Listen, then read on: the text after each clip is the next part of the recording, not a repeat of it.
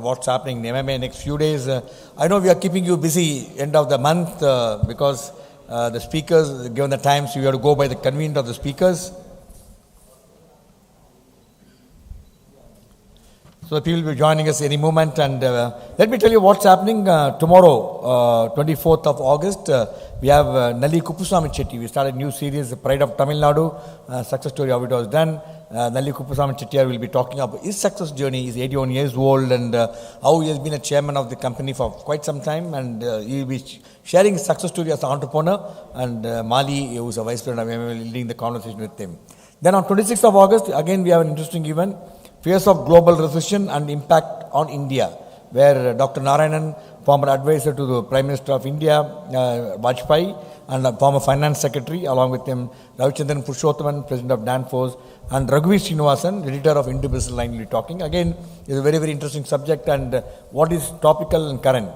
Then we also have on the 29th of August this month, again a very interesting event on My Train 18 story. You all know Vande Bharat Express, that got into some controversy.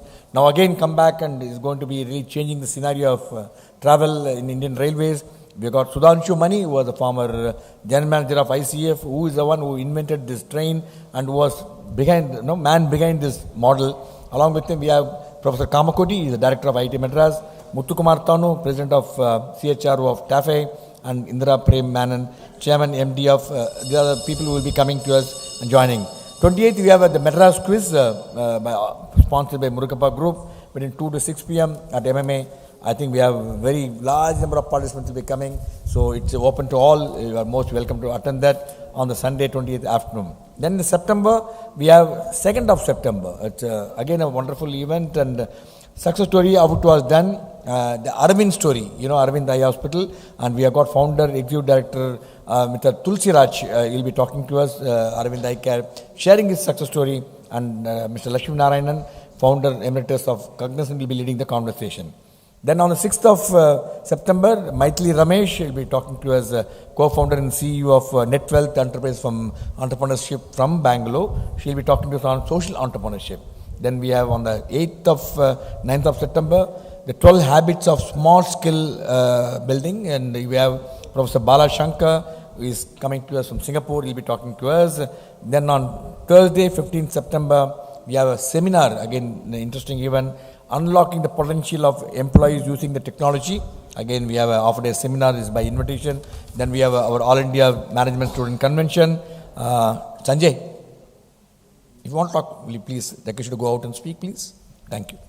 Appreciate your understanding. We are putting a lot of effort, it disturbs. You understand? Okay, thanks. And we have on the 27th of September, 21st All India Management Student Convention. This time we are doing it in person at IIT Research Park Auditorium. We have more than 900 students will be participating. So this is what happening in general. I think now we have come to the time. Let me have the privilege of welcoming all these viewers watching this program live from all our channels, webinar, webcast, YouTube, Facebook and Twitter, and also all those who have joined us in person. It's indeed a privilege to have you with us. And the topic, the book which we are discussing is again the book, it's a masterclass book. It's sold millions of copies, and it's the right choice been picked up by the today's person, Sangeeta. Good to Great, authored by Jim Collins. The panel today is again a very, very high-profile panel we'll be discussing. Ladies and gentlemen, put your hand together to welcome the panelists for this evening who are going to be discussing on this book. We have Sangeeta Shankaran Sumesh. She'll be leading the conversation with Murugavel, Janakiraman, and Aravindan Selvaraj. May I request the distinguished speakers to take their place on the dais.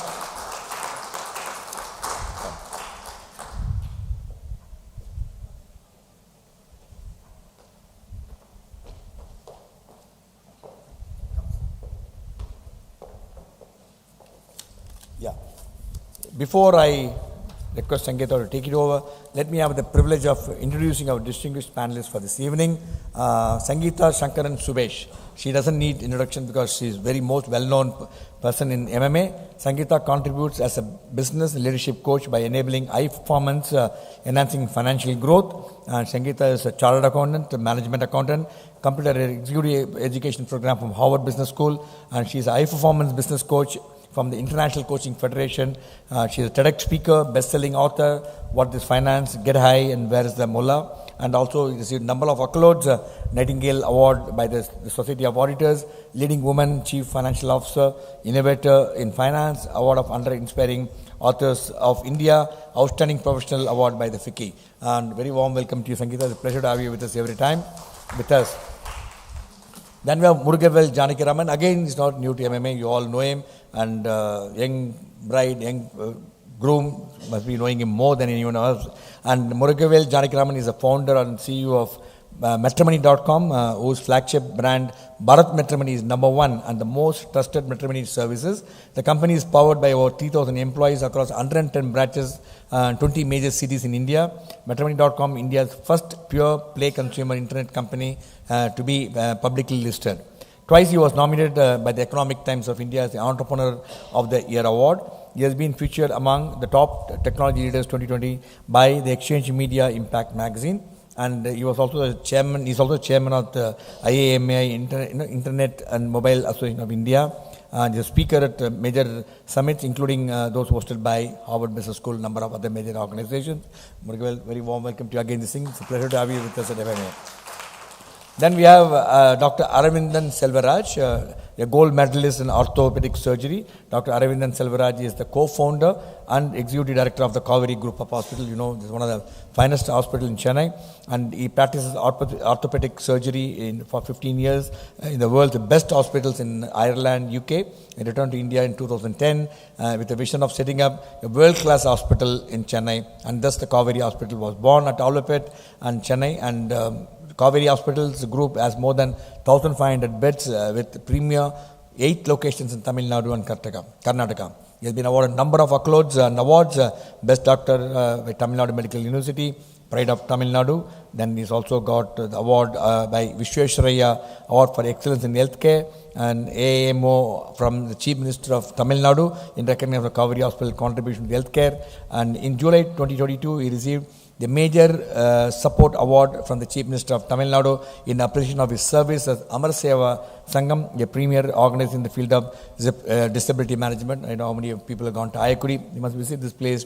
Outstanding service being done by the people who are also physically challenged. And very warm welcome to you, Dr. Pleasure to have you with us. Ladies and gentlemen, as much as you, all the viewers watching this program live, if you have any questions, please do send your questions by WhatsApp or the numbers which is flashed on your screen, and we'll collate all of them and place it before the distinguished panelists. They will respond to all your questions. Request you to only restrict your question to the topic what is being discussed this evening, so it will be easier for us to accommodate within the time what is available to us. And audience, Michael go through to you and pass it on to you. Please keep your questions ready. And now over to Sangeeta to take it forward.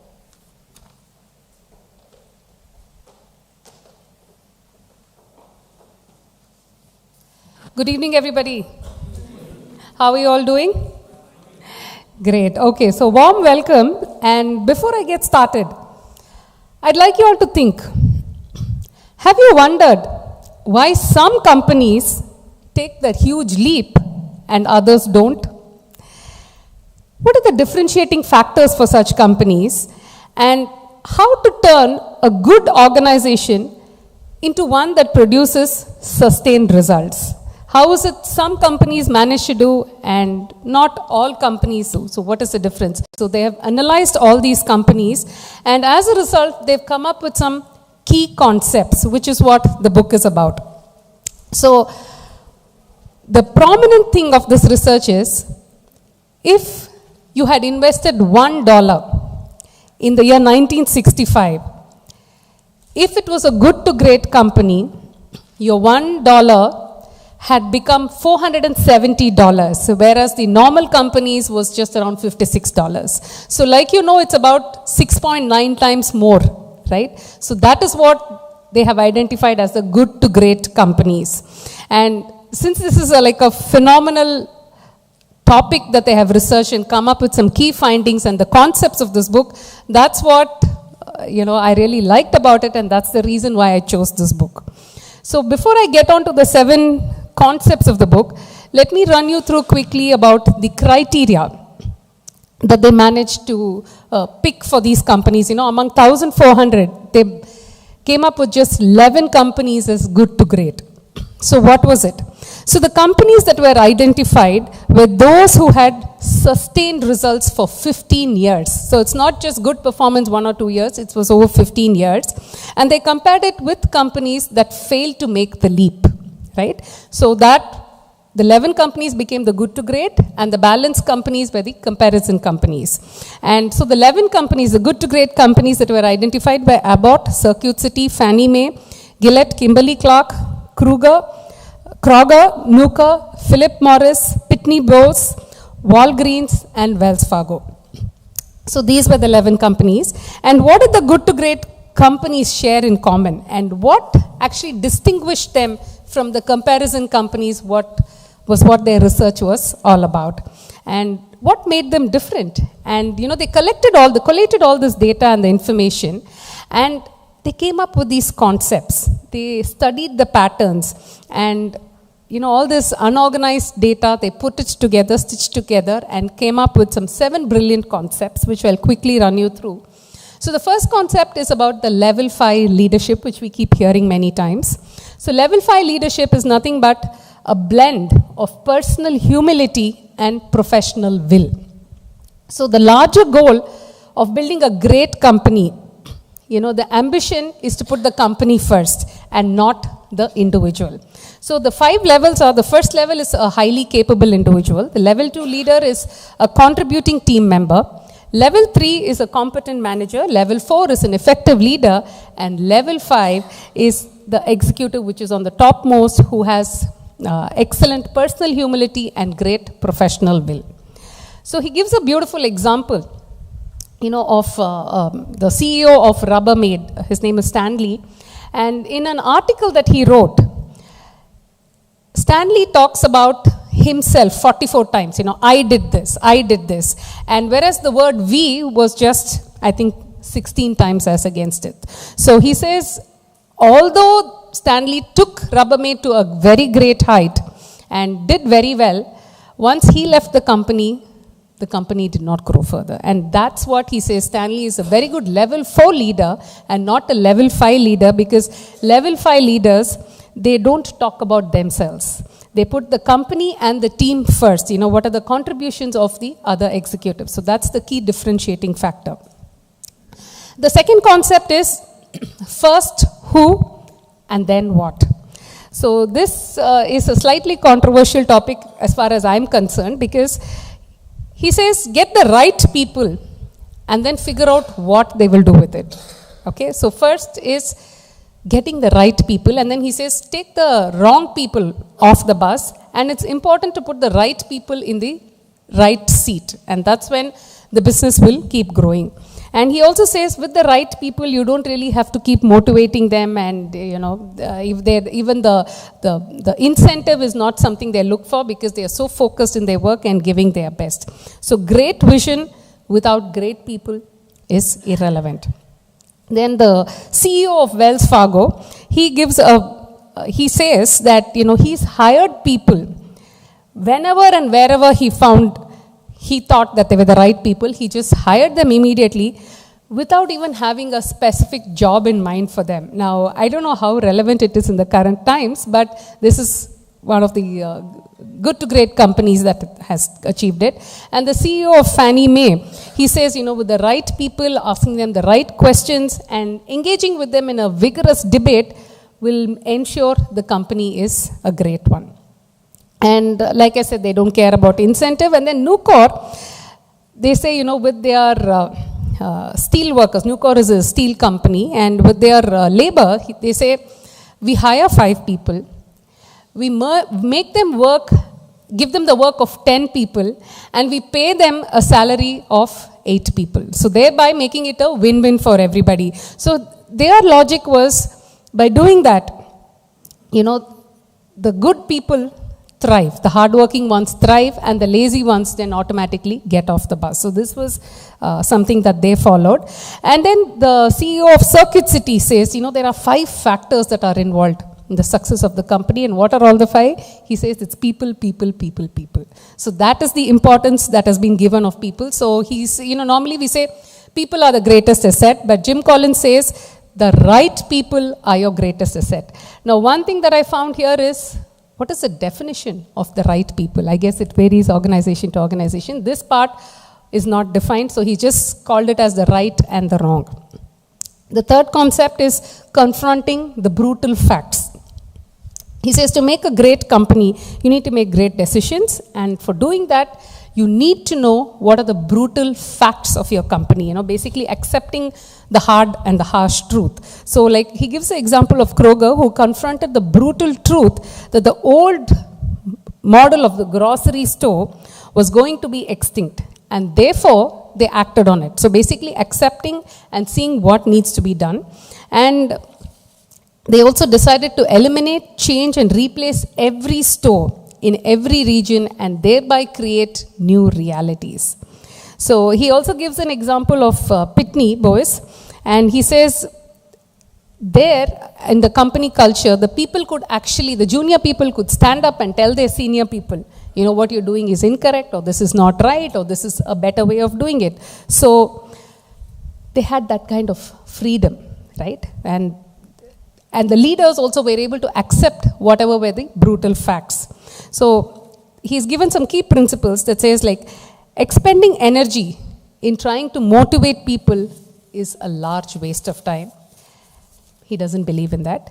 And he says lead with questions, don't give answers. That's what as a coach I do as well. So leading with the questions. Engage in dialogue and debate, not to coerce your people. Do not play the blame game. And build red flag mechanism. So whenever something is not right, the system should automatically be able to pick it up. And a beautiful concept he's explained here is called the Stockdale paradox, where he says every good to great company, they've all had significant challenges, but they accepted the brutal facts and they had an unwavering commitment and a faith to prevail and get over that. So that is the Stockdale paradox. The fourth is the hedgehog concept. He talks about, compares a fox with a hedgehog and how every time the hedgehog manages to win the fox, despite the fox being cunning. And it's a very simple concept. It reduces all the challenges and the dilemmas to see what is really relevant for the business, and it ignores the rest. So he gives a lot of examples here. One is that of Walgreen, how they really took the hedgehog concept very seriously. Now Walgreen was a convenience store. So normally, these stores are spread across, right? But if Walgreens found a great location, even if it was just half a block away from a profitable Walgreens store, and then, they found the location to be great, they would close the previous one and, despite costing the lease, whatever, and open another one. They, in fact, had about 9 stores within a 1-mile radius. And, he says that helped them in the economies of scale. But I don't know how practical it is to do it in the current day context, having so many, stores next to each other. But Walgreens, what worked is they linked the concept of the convenience store, and they had a simple economic idea, economic measure of profitability, which is profit per customer visit. So this was their guiding line. So every time they would measure this and then take their business decisions based on this. So the hedgehog concept is simple. It is the intersection of what you can be the best in what you do, what is driving your economic engine, and what is it that you're deeply passionate about. So based on this is the hedgehog concept. The fifth one is a culture of discipline. Even though your business has getting a lot of challenges, having a right culture of discipline, he says, helps solve your business problems. And he gives an example of Abbott, where the CFO came up with something called the responsible accounting, where every item of the cost, revenue, and the investment was clearly identified with an individual, and therefore they were able to measure the ROI better. And to build the culture of discipline, he talks about build a culture around the idea of freedom and responsibility. Give the people the freedom that they want, at the same time make them responsible. Fill it with self-disciplined people so that they are able to fulfill whatever responsibilities is needed from them. And do not confuse the culture of discipline with a tyrannical disciplinarian. So he gives an example of Lee Iacocca. He was also known as the dictator Lee, because he had a towering personality and the discipline to shape Chrysler. So he did a phenomenal job. Like he overall he shaped the management structure. He instituted strict financial controls. He improved the quality. He rationalized the production and of course did mass layoffs as well. But despite doing all this, after a point in time, doing this such a major turnaround, after a point in time, he lost focus and the company began to decline again. So again, he says he was a good level 4 leader and not a level 5 leader. And adhering with consistency to your hedgehog concept. For him, I think the hedgehog concept was like the Bible. Everything was built around it, and create a stop doing list. He also gives another nice thing saying, rinse your cottage cheese. What does that mean? He says, one small step that is added to the other smaller steps, and doing that consistently gets you into a super discipline. And I think this is something a lot of us have to learn and imbibe, because consistency is the key. The other key concept is on technology, how technology can be an accelerator. He says good to great companies, they avoided the tech fads. They didn't really go totally by tech, because they used to ask the right questions to say, like, how can technology actually help my business to grow? How does it enhance my cash flow, my top line, bottom line? They used to ask the right questions, and only then they used to take the right sort of decisions. So the good to great companies, they use technology as an accelerator, and then they would hit the breakthrough using technology, and they used to tie it up with their hedgehog concept. So when you use right, technology becomes an accelerator momentum and not a creator, because he says technology alone cannot build great results. So it doesn't rely totally on technology. The other last concept is the flywheel and the doom loop. What is that? He says good to great companies, they come up with a cumulative process. It's not like one single thing that overnight change them to be successful, but it's step by step, action by action, decision by decision that turns the flywheel, and that is what adds up to the spectacular results that they produce. So it's not like one key event that changed things for them, but little things that was gaining momentum, and there was no like one particular miracle moment. It was a accumulation of all these, which what produces great results for the good to great company.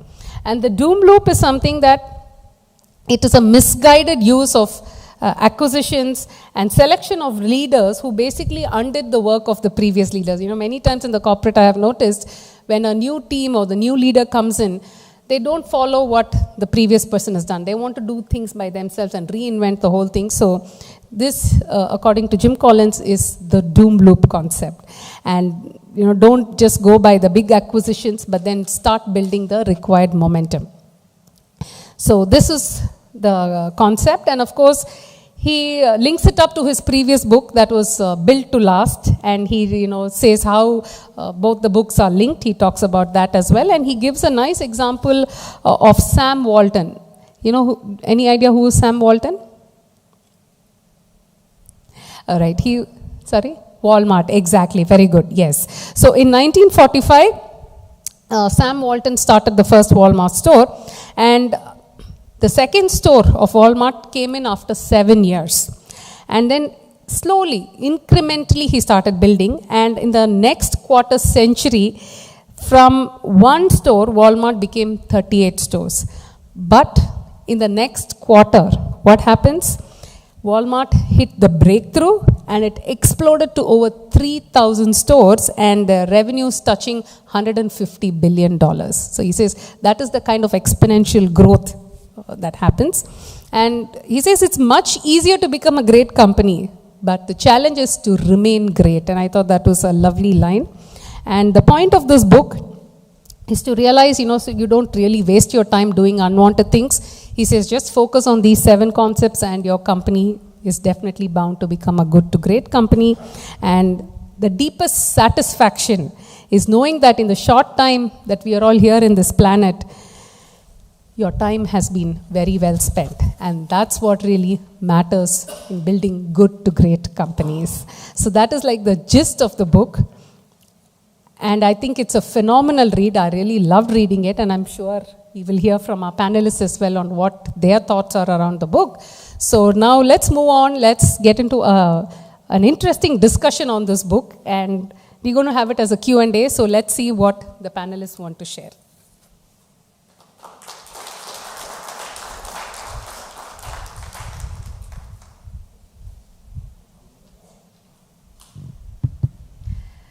Muruga, so what are your key learnings from this book? What stood out for you? Okay, Sangeeta, first of all, I'd like to thank you for 3 reasons, okay? One is that thank you for giving the opportunity to share a dice with my dear friend, Dr. Aravindan, okay? Second is that I read the book long time back, so you meant to read the book one more time because, when you read the book second time, obviously you definitely learn a lot more, but also when you read the book at a different maturity, that the learning is kind of much more deeper, I would say, that, are able to relate those concepts much better and all the thing. Third thing for you is for summarizing the book so well. So after summarizing the book so well, you are asking me what are the key learnings, but more like sometimes you give the shorter edition of the book, you pretty much took everyone to the concept. Anyway, let me share my key learnings. The first one is that the level 5 leader, okay? Level 5, which you as rightly spoke about, the people have the personal humility and professional will. And, these are people, while they are very, very quiet and sometimes they are shy and all that, but in terms of executing things, they are very relentless. And, for them, organization matters much more than their success and all that. So that's a level 5 leaders was one of the key learning. Then the Stockdale paradox, which he spoke about, okay? Yes, when you go through challenges, because in the last 22 years, we as an organization went through various challenges, but always the belief is that, okay, at the end we will prevail and become much more successful. At the same time, face the brutality of the world, face the facts of the life. There is a, brutally, what you're going through and all to face it, the brutal facts of what you're going through. So that's one. And that is the hedgehog concept. Okay, that's the point of what you said, in terms of what something you are really best in the world, the best at. The best in not a simple best at, you're best in the entire world. Okay. In fact, I asked a question to my leadership team: is there what you are, the world best at? Okay. In fact, you are not able to come up with the answer. So, in fact, looks like as an organization, we need to brainstorm and figure out, okay, what's something you are best at the worldwide. That's something you need to figure it out. While you are doing a lot of good things, but is there anything you want to say we are world best? Not yet. And second thing about all the hedgehog concept is about that, what is that the economic engine, whatever indicator or what is that? Something you are trying to figure out while your business-wise profitable, but still, what is it? Is it a revenue per customer or something you need to figure out also? These are some of the things running in my mind, and that's something you need to work on it. And so these are the 3 key things. While he spoke about all the other things, but what really, which really liked about these 3 things. While technology, I have a different view. But having said that, we are still a small company, but again, within the current scheme of things, also in terms of the leader, get the leader first, there are also different thoughts. And I think you also raised the same point, whether in the current context makes sense and all the thing. But thanks anyway, because of you went through the book, and these are some of the, we as a leadership need to figure it out, where you are, the best in the world, and all that thing, like, something like we need to ponder and figure out and all that. So it's give me a good opportunity to reflect and something, so it will also help us to become a great company from good company. Best wishes Thanks for that. The opportunity, okay? Thank you. So doctor, over to you. So it'll be nice if you share your thoughts on what were some few things you really liked about the book, and did you have anything that you didn't greatly like in the book?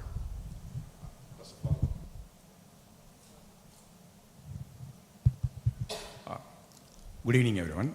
First of all, thanking Sangeeta and Captain Vijay Kumar and the MMA for having me on stage with my dear friend Murugavel. Though we have shared regular basis a lot of leadership lessons learned, this is the first time I'm sharing the stage with him. Thank you.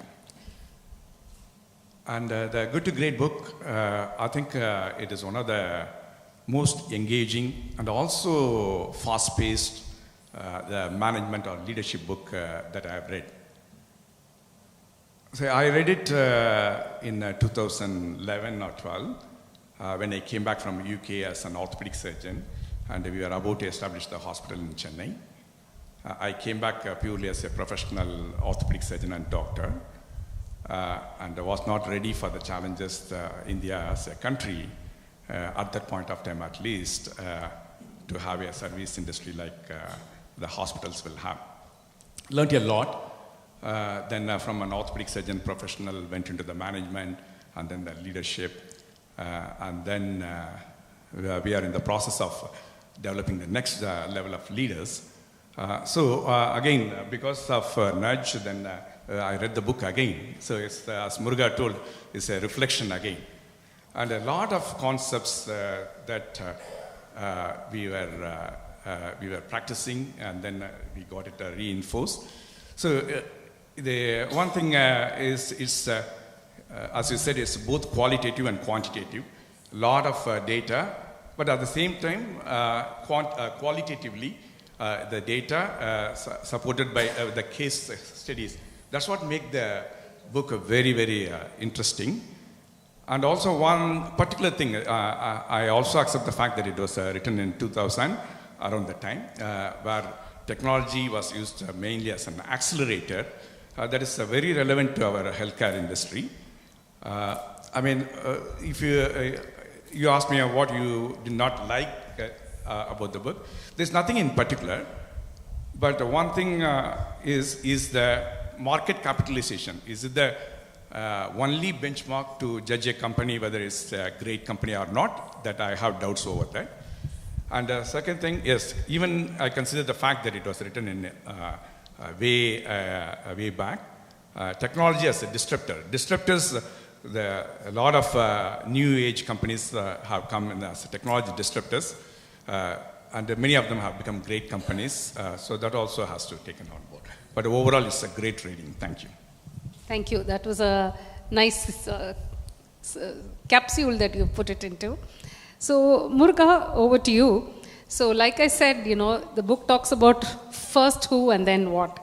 So, as a leader, if you were to recruit somebody and, you just telling the person, just join me, and then without telling them what role they would play, is it something that's really practical? Is it possible? And also, like I mentioned, what should be the basis to differentiate between the right people and the wrong people? I mean, how do you do it for your organization? Sangeeta, first of all, in terms of first who, then what, one thing is that in the company our size, whether we'll be able to take a person, then figure out what to be done, I don't think that may be possible, because it's assumed that you're a large company, we're running a multiple business units, we can recruit a person and try to figure out what to be done. Today, I assume that I have a chief marketing officer there, and he's doing a great job. Tomorrow I find another marketing person, I cannot take the person, and then if you don't have a other business unit where I can put him in all the thing. So in my view that it's, if you have a large company, when you have the multiple business unit, this may be possible, or we have a lot of capital resource available. Because one of the thing about, it's not about opportunity. We also company know so many opportunity. If you find a great CEO, probably if you're able to find, if you have resources, I can probably ask him to work on one of the business idea we're talking about. In the current scheme of things, as a company our size and the profitability, today I don't think we will be able to take a person and try to figure out. Also, it's not about getting a person. We would have to give them sufficient resources, what want them to do in order. Because you can't hire a person, try to figure out. Today, the lack of leadership, talent, today, one of the challenges in India is not about the capital. It's people talk about lack of quality leader in order. That being the case, it's a challenge.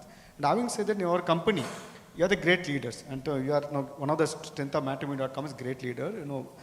That way, the other people, again, we figure, it's not that, as a level 4 leader, okay, said, okay, dictating, okay, this is what we should be doing. As every year, as a leadership team, we brainstorm, we figure out, we strategize what we're supposed to do for the coming year. That way, it's a collective leadership, strategizing, not that, coming from CEO. That way, in a way, there's a collaborative. Having said that, in this case of the first two, again, someone, assume the CEO position, they are looking at the people, okay, whether the right people on the bus and all that. Sometimes they recruit the people, try to figure out what to be done, all the thing. Again, as I told you, the scale, size, all this matter in that strategy. Also, in talking about how do you evaluate is the right people, I follow the 4C strategy to recruit a talent. The 4 C's are whether this is what our evaluation goes began. The first is the cultural fit. Okay, it's not about the person having the competency, whether the person has that kind of committed and all the thing, whether the person is aligned with the matrimony.com culture and all that. So first is for us that the cultural fit. Second, as already spoken about, is the commitment, and whether the person has a commitment to the organization or commitment to the roles and responsibility, whether what is looking into in this role, okay, whether what you want to achieve in the next 5 years, and what you have done in the past, which you able to evaluate is commitment. Third is the competency, because every role requires certain level of competency, certain expectation. That the third is the competency. Fourth is also look at the continuous learning, because it's not about, well, you have all those things, because things are changing at a rapid pace. The leadership level is very important. You need to continually upgrade, and you need to learn and get better on your competence skills. So that means competency skill. That means you continue learning important. So apply these 4C. We also look at other couple of C's as well. Look at the connections, because that's also somebody has a good connection. Today we can get the thing to the connections, and so these are the things I use to evaluate whether they're getting the right level of leaders or not. Okay, so this is our evaluation criteria at leadership level. Nice concept of 4C's: culture, commitment, competency, and continuous learning. Nice. And of course connection also that you said. Okay, nice. That's a very nice thing. Doctor, on the level 5 leaders, like I said, they don't talk about themselves, but they talk about the company, their team, the executives and all that. In the current day scenario, where, in the corporate world especially, if you don't project yourself, how is that viewed? Because there's high level of insecurity, there's high competition. So what is your take there? If somebody is a level 5 leader, how do they go about sharing what they have contributed to the organization? Thank you. The level 5 leadership definitely is very important for a good company to become great companies. I can tell from our own experience in our organization. We also had quite a few high-profile hires at the CXO level. So we started our hospital as a small 30-bedded hospital in Trichy in 1999. And so when we came to Chennai, that was our first city outside Trichy in 2011. But we had our fundamentals. So best of the clinical care, quaternary or tertiary care at an affordable or optimal cost. And at the same time, even if you run a charitable institution, it has to be run financially well. And healthcare, though it is a service, when you want to expand, when you want to have the latest technology for the benefit of the people, the cost also has to be optimal. It has to be run well. So that is the fundamental, right? The highest world-class care at an optimal cost or affordable cost. So when we had this few high-profile hires, suddenly they wanted to change everything and then bring in new ways of delivering the health care. But that we are not, as the 4 founders, the doctors, practicing doctors, we were not exposed to. So that typically said that doom loop phenomenon, right? And then we realized, then the promoter directors, we took a call that, we doctors are the best at running the hospitals, right? So, and then we don't have... double action. We don't have that very high profile or flamboyant CXOs with us now. I completely agree with Muruga as well, that the cultural fit is important. At the same time, an organization which has been set in a culture for a very long time, you need change management as well. So the change management has to be properly guided, right? And any organization is a complex, and more so with a hospital, multi-specialty hospital is. So if you are bringing from outside for change management, unless otherwise that whoever is the change management leader is properly guided and monitored, it will create a chaos within the organization. So the level 5 leaders are definitely, when we started the hospital, though we were already 12, 13 years old as an institution in Trichy, when we came to Chennai, even after establishing the hospital, people didn't know who is behind it, right? Definitely at that point of time, between 2012 to 2016 or 17, a personal branding was necessary. So I stepped in, and then this is what we are, and then this is what I am. A personal branding was necessary for the people to accept. But if I had continued like that, or if I want to continue like this, we cannot get the next generation of the leaders. For the organization, I mean, I'm not saying ours is a great organization yet. There's a lot of learnings reading from the book. One day we'll become a great organization. But how we are going to have, I mean, the next generation of leaders. And also, one thing we learned in the process is, if you want to have a level 5 leader, it has to be homegrown within the company. A change management leader you bring in from outside, he's not going to give you a level 5 leadership. He may be at the best, he may be the level 4 leader, right? He's there for short-term results and short-term benefit. So the level 5 leadership is very, very important. Either the promoter directors or the board, the individual board has to be very careful in choosing somebody who can lead the organization from good to great. So the cultural fit, the lot of character traits, everything is important.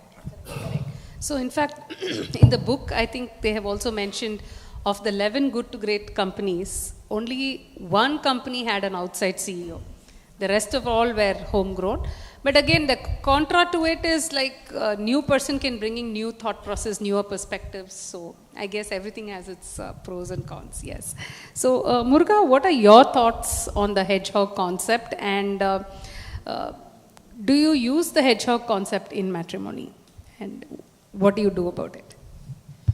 I like the concept very much, because as it's in the intersection of the 3 circles. One is that you should be world class in something, okay, and how that unit economics, or yes, okay, either price per square feet or price per customer, revenue per customer, profit per customer. That is what you're something passionate about. Something I can say that as a company, we are very passionate about getting people married and they'll do the, happy marriage life, okay? So you arrange millions of marriages, that's what the excitement today. I'm sure there will be some people who got married through matrimony.com, or someone known to them, or brother or sister or daughter or son would have got married through matrimony. It's very much true. Where I go, 10 people I meet, there are 1 or 2 connections on matrimony.com. So very passionate about getting people married and help towards a happy married life. That's what that's we're passionate about. That gives a lot of enthusiasm and excitement for us. And other 2 things, as a company, as I told you, we are reflecting on. I posted a question while reading the book. I posted to my leadership team, hey guys, is there anything we can say we are world best at? Okay. I mean, ask the question the next day we ask the question to my leadership team, because you have an organization, there's a culture of meeting in the morning. As the leadership team, at 9:31 we meet. I go through some of the data of the previous day to understand where things are. That helps us to stay on the things, can everybody know what's going on in the business. I posed a question, everybody was looking at, okay. Again, the book is, they mentioned that it's something you need to deliberate over a period of time, something you need to figure it out, what something you can be best at, the worldwide. I think something you need to work on it, okay. So that's a good learning. The third thing also, while you're making profit, we need to also figure out what is the measurement of that the thing, okay, which we are not really thought about, okay. These are 2 things we need to work on it, and probably once you, I think, because it's not about doing many things, okay. It's not about having certain core competence, but are you world best at in what you are doing now, okay. When I again reading it, I know one of my friends' company, I know this pretty much fit into this concept, okay, and they are world best in customer service. And they are the unit economics, or they measure certain things.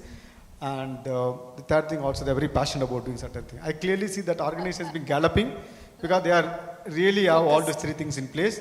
I could clearly see the last so many years, the way they've been going on. Yeah, I think they have all the 3 things in place. They have the unit economics or profitability, they are the passionate about certain thing, and they are really world class in kind of certain thing on the industry. Right. Okay, on that industry. So yeah, while you are definitely good in many things in the matrimony industry, but again, we need to figure out what you are world best at, okay? So that's why I want to thank you for that, okay? Because you made me to read the book again now. Yeah. Good food for thought. Yeah, definitely. So just what appears to me, I'm asking you, what if you would want to be the best in matchmaking? Yeah. Yeah, something you need to figure it out. Yes, something on those lines. Yeah, definitely. Not the Tinder kind, but No, not in the gender kind. yes, matrimony. yes, a proper matrimony Yeah, kind. correct, Yeah, yeah. maybe you can focus on Yeah, that. we need to yes. figure it out, you know. Yes, awesome, awesome. Continuing the same thread to you, doctor. Since considering you're running a hospital, so what drives the economic engine for you? What would be a good economic indicator in your business? Sure. As I mentioned for the previous question, even if you are running a charitable institution, it has to be run financially well. Yes. And yes, a private hospital, irrespective of the public perception, you have to manage the highest healthcare, and also it has to be run well because the equipments and everything cost money. One thing, many times when I revisit or internalize my purpose, right? When we started the hospital in 1999, the 4 doctors, we did not start a business organization. We started a 30-bedded hospital to practice medicine, practice the art and science of medicine, right? So we started only as a professional to deliver the highest quality of the healthcare in Trichy. We started that, right? So the thing is, if I'm a good doctor, my service or my expertise has to reach as many as people as possible. Correct. And if our hospital is a good hospital, the services of it has to reach as many people as possible. So how do I measure it, right? There's no point in having saying that he's a very good doctor or the hospital is very good if half of the beds are empty, right? Yeah. Then you cannot sustain that, right? Because the salaries, everything matter, right?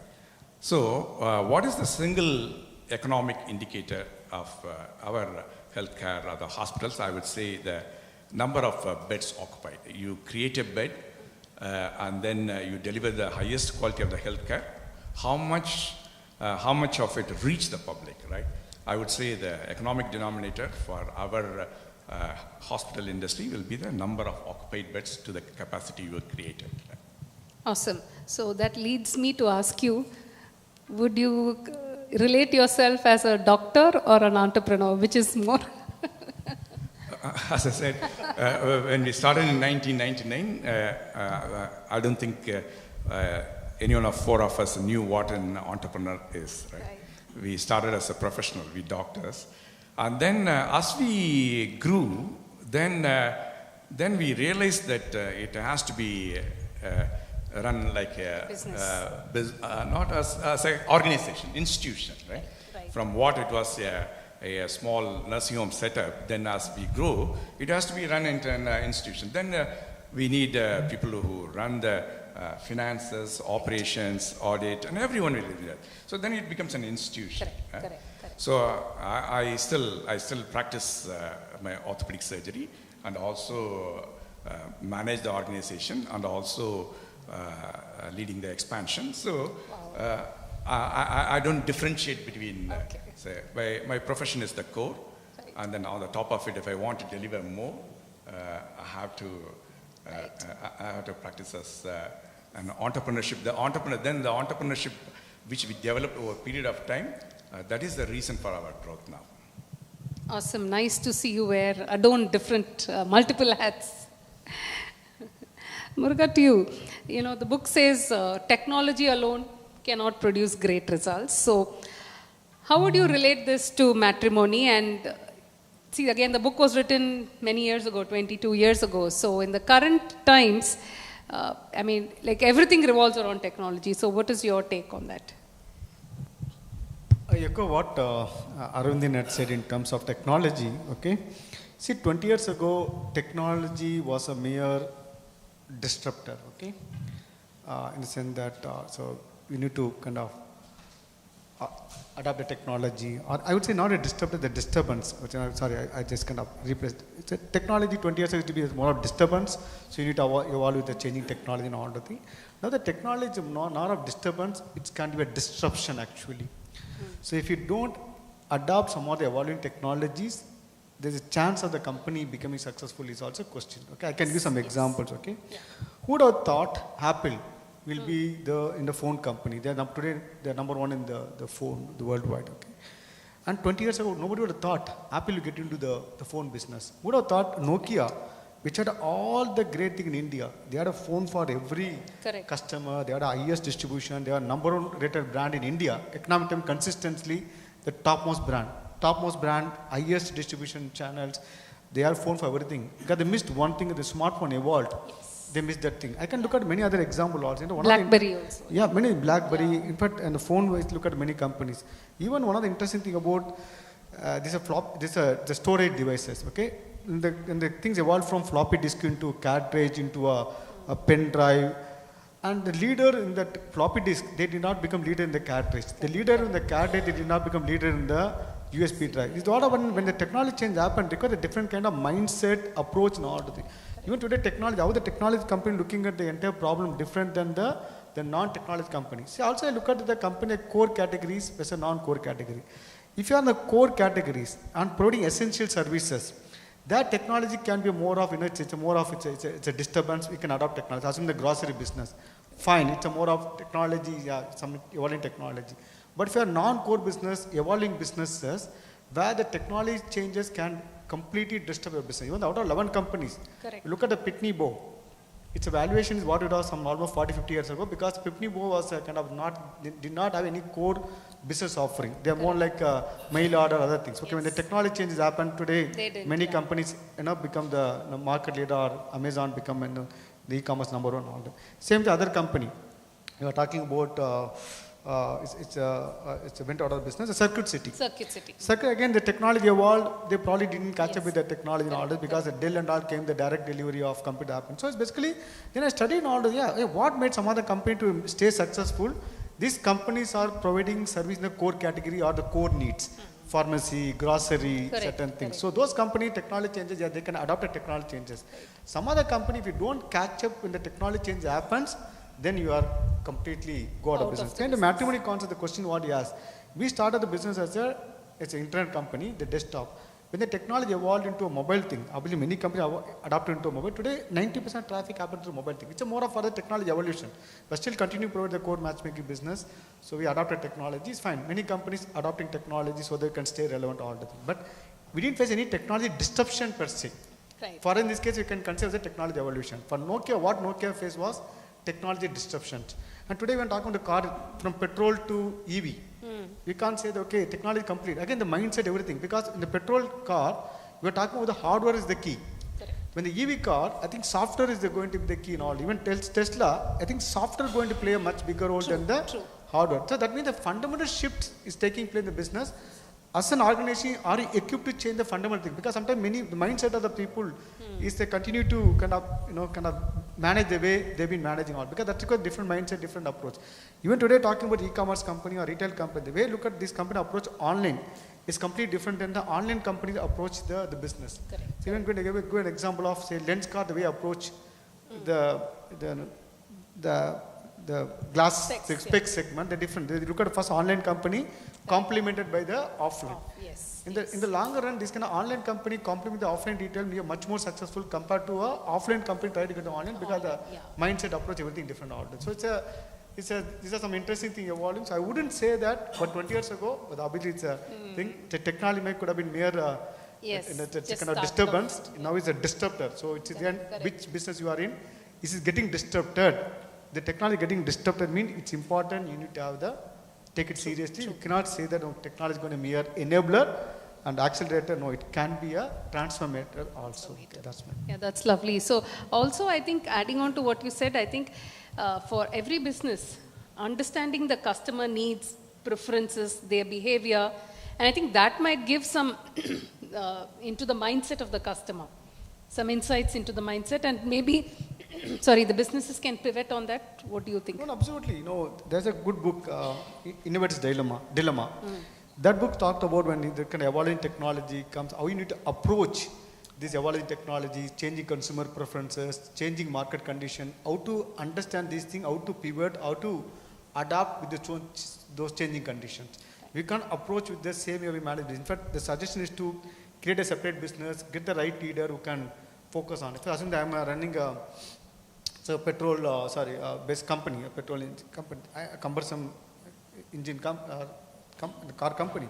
When the EV means I need to approach a completely different node. I need to get a right leader, right team, so that they can work on it. So it's not that same mindset. It can't be treated yet another business. For many of the company, interestingly, they came with the idea first.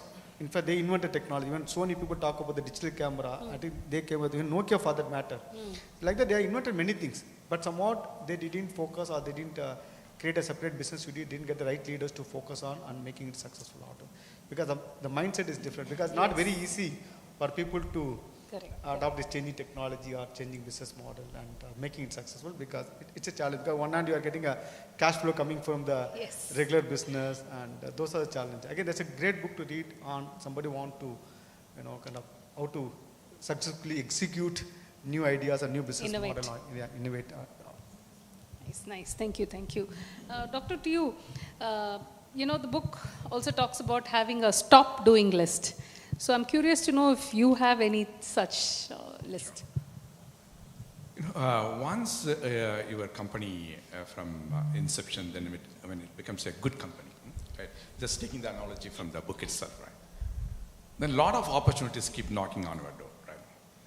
About the opportunities for expansion, or the early verticals, or different geographies. So they keep knocking at the door. Sometimes the leaders also can get carried away. I'm so good at doing this thing. Why don't I try a lot of other things, right? But periodically, I would say, the leader, a good leader or a great organization must revisit what are the things they are doing. And the stop doing list is a very, very important part of an assessment in any organization or about the leadership. In our own organization, say the COVID,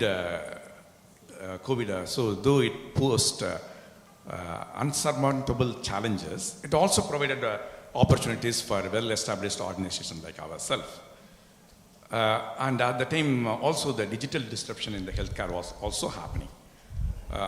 So in our organization itself, though we were doing some digital initiatives after the COVID, 15 new initiatives we started, right? Wow. Starting with remote monitoring to the home delivery of medicines to pharmacy and everything, a lot of things, and the tele-ICU and everything, right?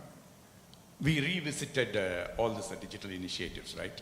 Yes, technology as a disruptor in healthcare will come, but is it, as you mentioned in the previous question, we revisited the healthcare, right? This digital technology of 15 new initiatives that we have started, is it really making a difference to the patient, right? Who is the beneficiary? Yeah? So is it making a difference to the patients, right? Or does it make a difference to the doctors and healthcare service providers? Has it made the delivery of the service easy and more effective for the doctors, right? Right. And if both the boxes are ticked, and then is it really cost effective, right? See, if it doesn't if it's not of a great benefit to the patients, doesn't make a doctor's life or nurse's life easy, and if it is prohibitively expensive, why should we do that, right? Yes. So then out of this 15 new digital initiatives we started, then we narrowed down to only 5. So 3 months back we took a call and we scrapped the other 10 initiatives. We are going to focus on 5 big new digital initiatives in healthcare delivery. So the stop doing list is very, very periodically, I would say every 3 months a good organization to become great, every 3 months they must revisit. And also, as I said, we expanded to different geographies. In fact, during the peak of the COVID, we started a small center in Rwanda, right? Yeah. Wow. So because the Rwandan delegation came, they told that they don't have not a single good gastrosurgeon there. So we supported a hospital. Our doctors went there periodically, and then after nearly 18 months, we thought it's not fitting into our organizational setup, right? And then we stopped that as well, right? And also, we also take care of the occupational health centers. where we go and various factories, a primary healthcare setup, we are running it. And we are revisiting that as well. Is it the primary healthcare our forte, right? So likewise, these three things, digital technology in healthcare, out of 15 initiatives started, we stopped 10. We have stopped that international Rwanda operation, and then we are revisiting this occupational healthcare in the industries, right? I think that is the organizations or the leaders' utmost responsibility to make sure that they stop doing the unnecessary things which is not relevant to the organization. If it is not going to add any benefit to the stakeholders here, then they should stop. I think that's very nicely you have put it, and I loved what you said, those three things: benefit to the patient, benefit to the doctor, and the cost effectiveness. I think that is a great thumb rule that many of us can follow. And drawing that analogy, I think it is good if people also incorporate it in their lives, in their personal lives, because many times we all hesitate to say no. So I think this is a great takeaway that you have shared with us. Thank you so much. So shall we move on to the questions? Maybe we can throw it open to the audience, and then of course online as well. Sanjay? Yeah, be brief please. We have got also a number of questions online. We'll accommodate. Sanjay? This question is to both the panelists.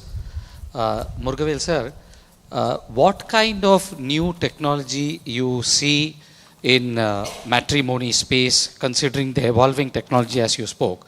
The same question to you in your own domain expertise about zeroing down from 15 to 5. What kind of new things, initiatives you foresee in the healthcare? For example, artificial intelligence, data analytics, applying those techniques to both of you. For us, we need to watch how the entire meta is going to take shape. Okay, because people are talking about that could something can cause some kind of disruption in terms of how people are looking at.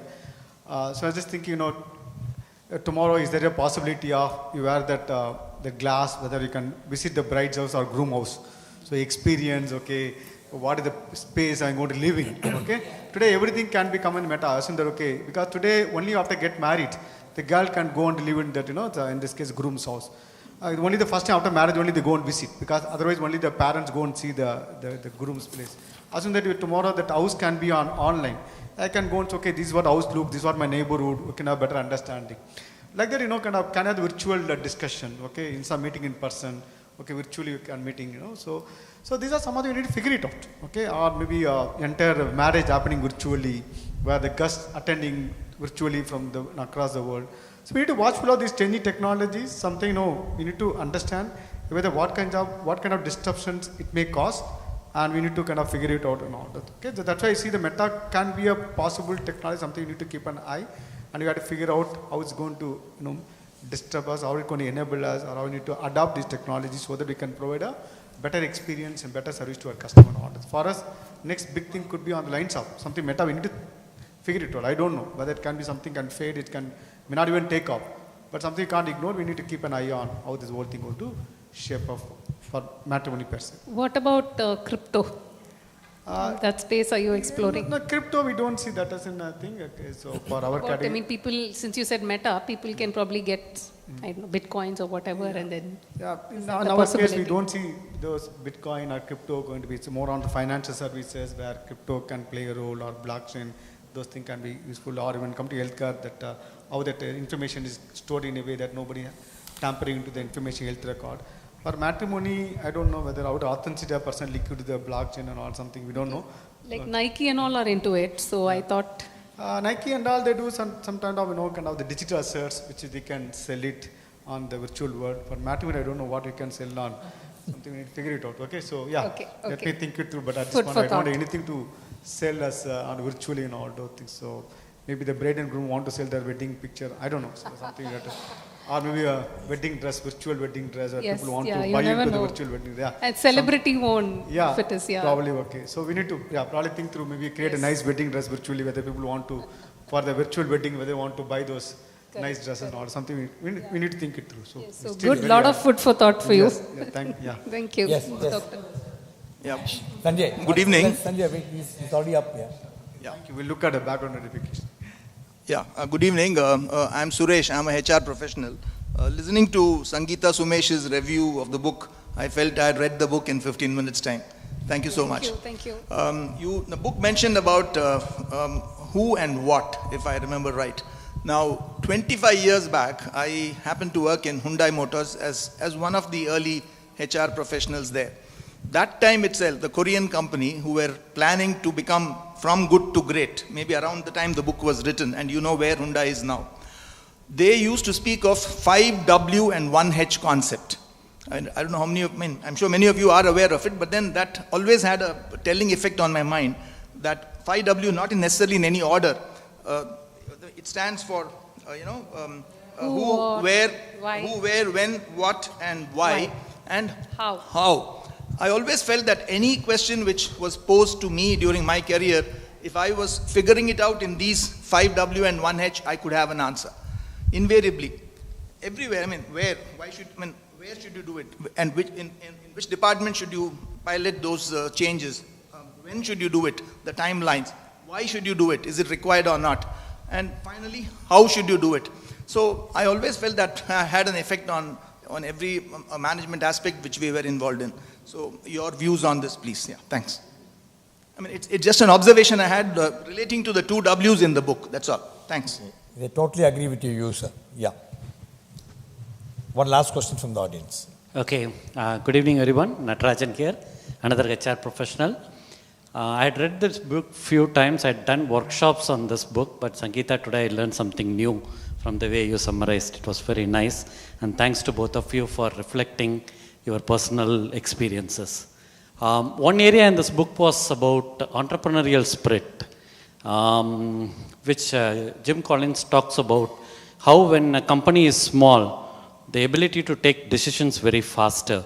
And when you grow from a small company to a mid company and a bigger company, when you add people, the need for having processes in place and which slows down the company effectively. This is one concept which he talks about in the book.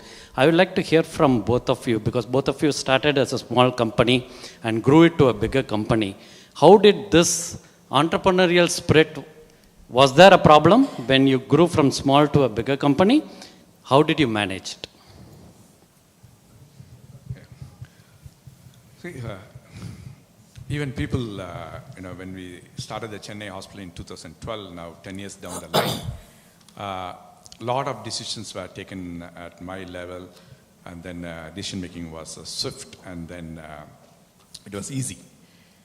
The people who have been working with me, now they feel that the chain of command has become longer, and it has become more hierarchical, and they say that decision has been a bit slow.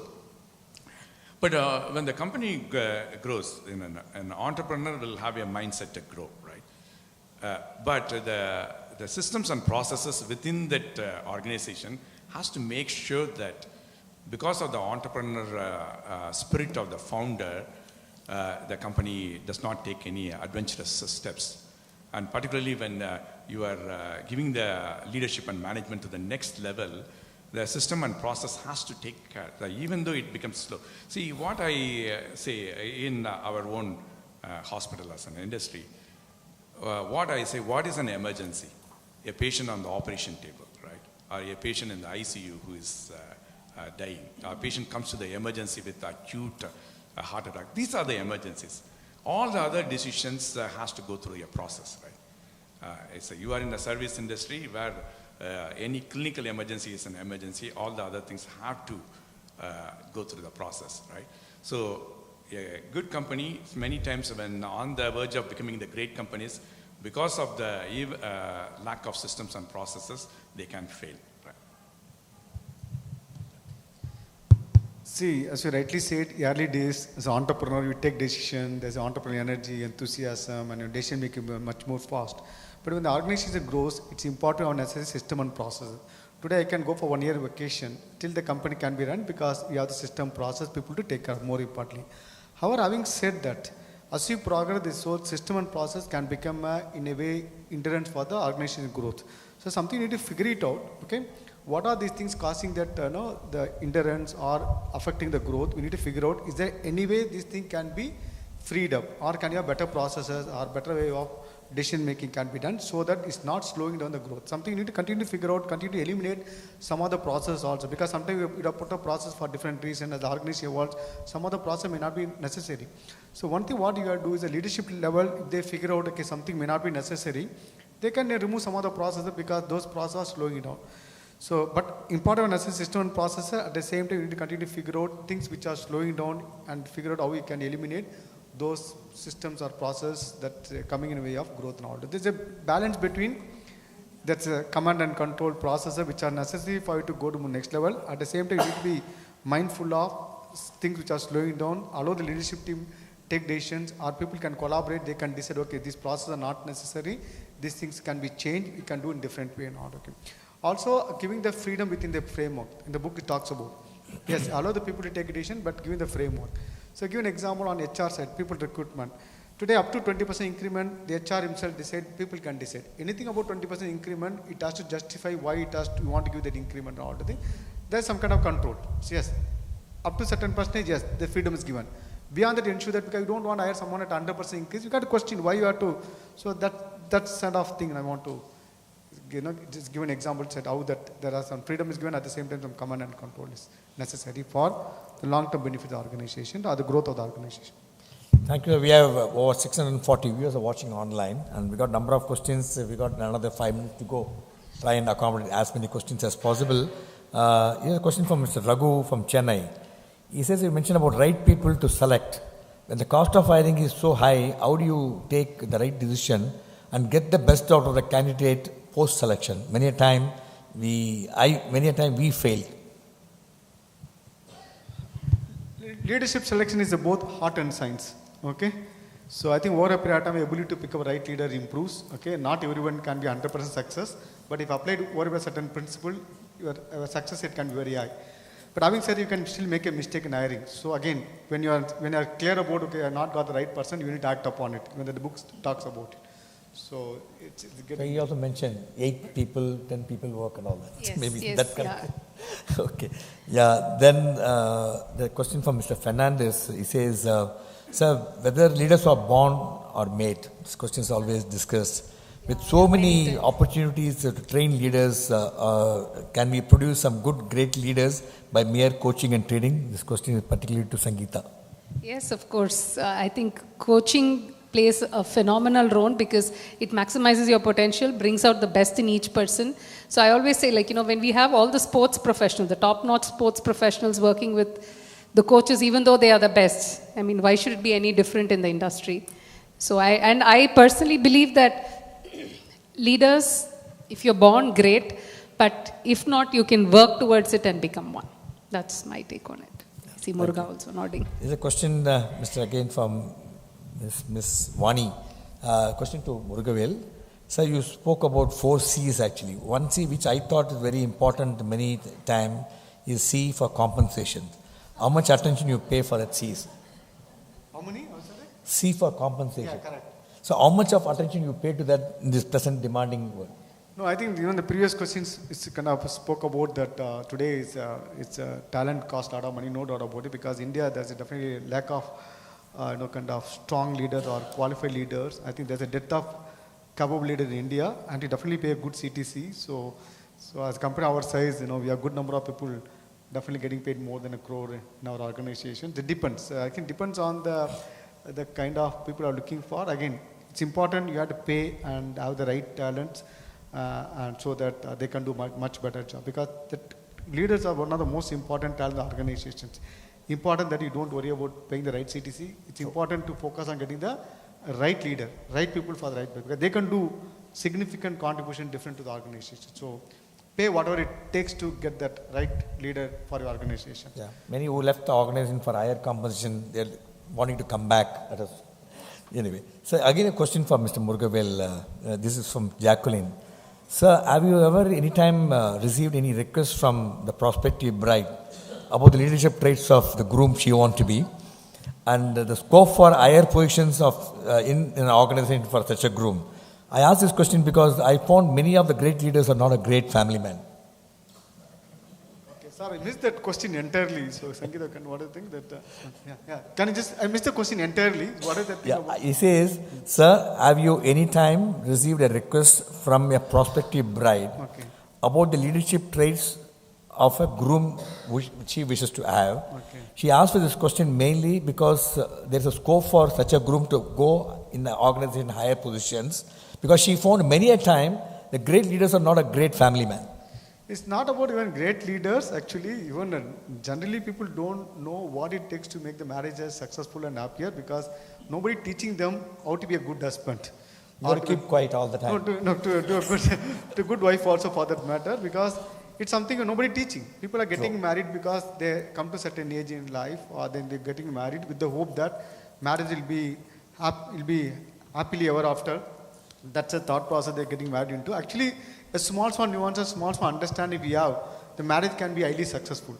In fact, we have a website called happymarriage.com. We have shared our wisdom on what are the things you need to do to make your spouse happy and or make your husband happy in order. It's a small traits. Okay, so again, it's a separate discussion on Sometimes works. Some other content or some other. You would like to add maybe from the doctor? I want to add something from the book. Something from the book. The CEO of, I think I even mentioned. One of those CEOs of the good to great companies. He had a great work-life balance, and he attributes it to the fact that he had the right people. And that's why he was able to spend quality time with his wife, do some household work. And it sounded like a dream husband for most women. So I think Jacqueline, that's something for her. Yeah, a very valid point. But I'm not sure, is there any data to suggest that great leaders of organizations are not great family men? Not all, sir, some. See, but I completely agree with Muruga.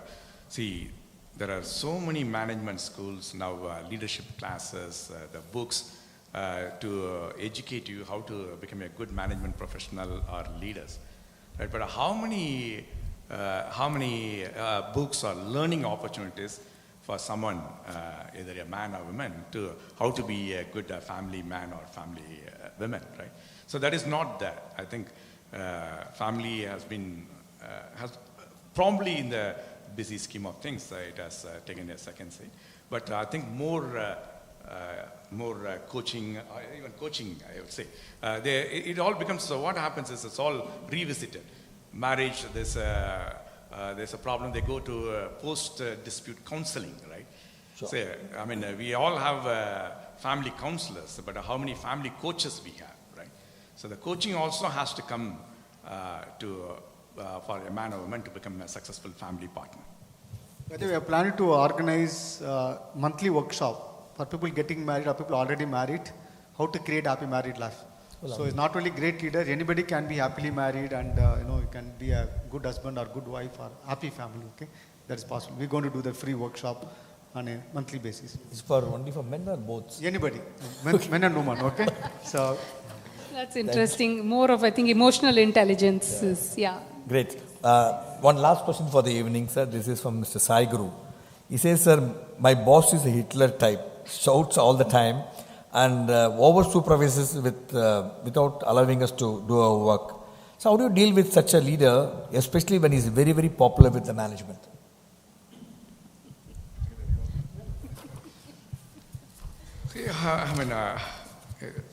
That definitely that's not a level 5 leadership. A leader constantly keeps learning from the people who work with, right? In fact, thanks to MMA and Sangeeta, now I revisited the book Good to Great, and then the senior leadership of Kauvery, we did a book review actually a few days back. I told them that, okay, this is the book I'm going to review. You please review independently, give your feedback, right? That helped me a lot to understand what really the people in our organization want. Unless this leader has got an eyes and ears to the people whom he works with, he cannot be a level 5 leader. Yes, and I think adding on to that, it's important for a leader to take feedback. True. Yes, so how open, how receptive is the person to getting feedbacks, and probably how nicely this person can put across the feedback, Sai or whoever asks.